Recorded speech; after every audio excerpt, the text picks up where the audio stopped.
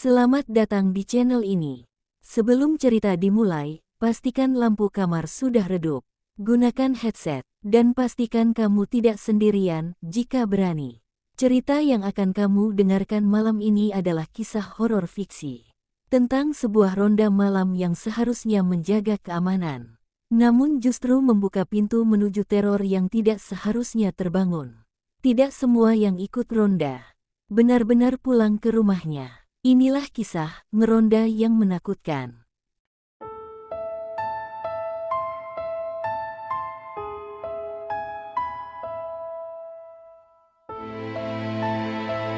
Malam itu angin bertiup pelan, membawa hawa dingin yang terasa menembus tulang. Jam dinding di pos ronda menunjukkan pukul 12 malam. Giliran ronda dimulai. Aku dan 3 orang lainnya duduk mengelilingi meja kayu tua yang sudah penuh goresan. Lampu bohlam kuning menggantung redup, berayun pelan setiap kali angin masuk dari sela-sela dinding. Biasanya ronda hanya soal mengantuk, kopi pahit, dan obrolan receh. Tapi malam itu terasa berbeda. Entah kenapa, suasana sunyi terasa terlalu sunyi. Tidak ada suara jangkrik, tidak ada gonggongan anjing, seolah seluruh makhluk hidup sedang menahan napas. Ketika kentongan pertama dipukul, suaranya terdengar nyaring dan panjang. Gaungnya menyebar ke lorong-lorong gelap. Aku merasakan bulu kuduku berdiri, tapi kupikir itu hanya sugesti karena cerita-cerita lama tentang ronda malam. Kami mulai berjalan menyusuri jalanan sepi, membawa senter dan tongkat kayu. Tanpa kami sadari, malam itu bukan sekadar ronda biasa. Langkah kaki kami menggema pelan di jalan berbatu. Senter menyorot ke depan, tapi cahaya seolah ditelan kegelapan. Setiap rumah yang kami lewati tampak tertutup rapat, jendela gelap tanpa cahaya sedikit pun. Tiba-tiba salah satu temanku berhenti. Ia bilang seperti mendengar suara langkah lain di belakang kami. Kami menoleh bersamaan. Jalan itu kosong. Tidak ada siapa-siapa. Kami melanjutkan ronda, tapi perasaan tidak enak mulai muncul. Udara semakin dingin, lebih dingin dari biasanya. Napas kami terlihat samar. Ketika melewati sebuah tikungan, senterku menangkap bayangan tinggi berdiri di kejauhan. Saat aku fokuskan cahaya ke arah sana, bayangan itu menghilang. Tak ada yang bicara, tapi aku tahu kami semua merasakan hal yang sama, malam ini tidak normal. Kami berhenti di pos ronda kecil untuk istirahat sejenak. Aku menuangkan kopi, tanganku sedikit gemetar. Baru saja aku hendak minum, suara kentongan terdengar dipukul dari arah ujung jalan.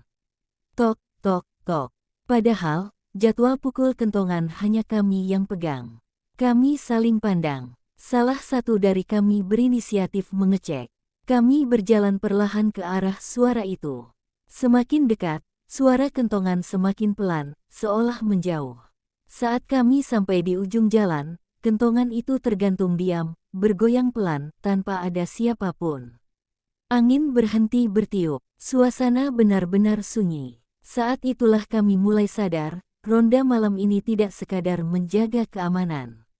Dalam perjalanan kembali, kami melewati satu-satunya lampu jalan yang masih menyala.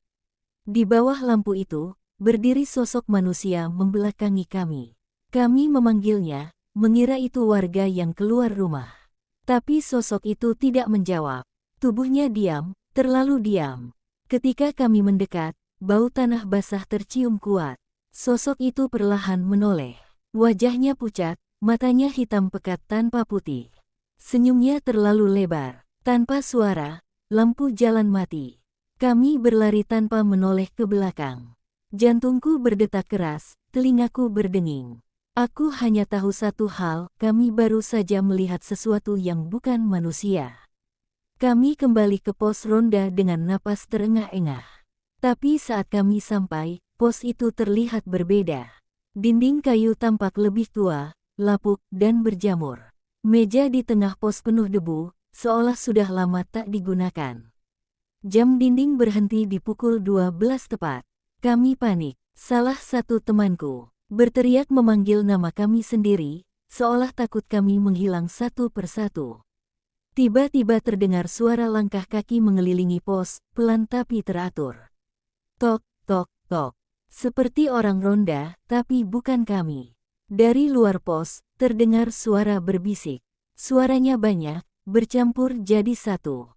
Mereka menyebut kata yang sama berulang-ulang, gilirannya. Aku menutup telinga, tapi suara itu terasa langsung masuk ke kepala. Senter kami menyala sendiri, mengarah ke pintu pos. Di sana berdiri beberapa sosok hitam, tanpa wajah jelas. Mereka membawa kentongan, sama seperti yang kami bawa. Kami sadar, kami sedang dikelilingi. Salah satu sosok melangkah masuk ke pos. Tubuhnya tembus cahaya. Ia menatap kami, lalu menunjuk ke arah jalan.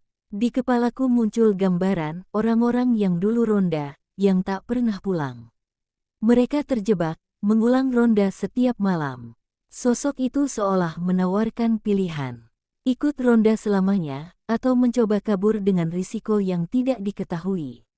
Kami berpegangan tangan, membaca doa sekuat yang kami bisa. Lampu pos tiba-tiba menyala terang. Kesempatan itu kami gunakan untuk berlari. Kami berhamburan ke arah berbeda, berharap bisa keluar dari tempat itu. Aku berlari tanpa menoleh.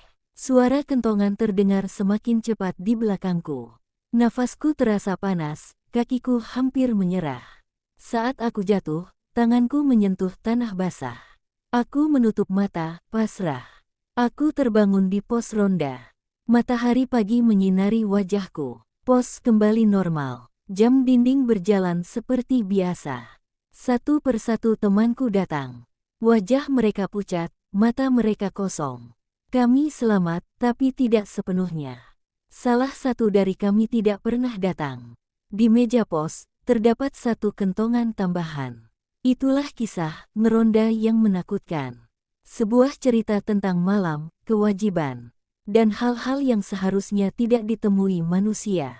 Jika kamu pernah ronda malam, dan merasa ada yang memperhatikan dari kejauhan, mungkin kamu tidak salah merasakan. Terima kasih sudah mendengarkan sampai akhir. Jika kamu menyukai cerita horor seperti ini, jangan lupa tinggalkan komentar, dan bagikan cerita ini ke temanmu. Sampai jumpa di cerita berikutnya. Dan ingat, ketika kentongan berbunyi di tengah malam, pastikan itu benar-benar dipukul oleh manusia. Sejak malam itu, aku tidak pernah ikut ronda lagi. Tapi setiap tengah malam, aku sering mendengar suara kentongan dari kejauhan. Tok, tok, tok. Kadang terdengar lebih dekat dari seharusnya. Dan setiap kali aku melihat ke arah jalan gelap, aku merasa ada yang menunggu giliran ronda berikutnya. Karena beberapa ronda tidak pernah benar-benar berakhir.